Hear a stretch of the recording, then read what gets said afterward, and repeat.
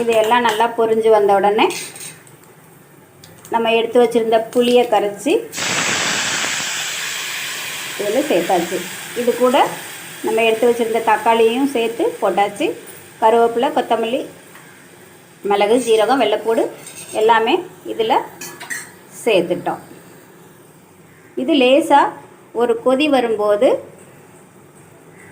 நம்ம எடுத்து வச்சுருக்கிற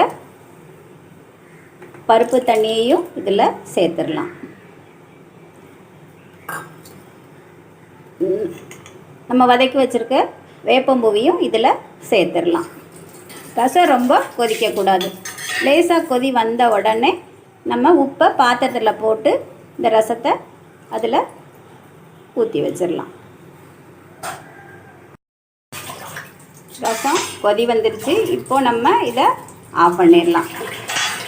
ஆஃப் பண்ணிவிட்டு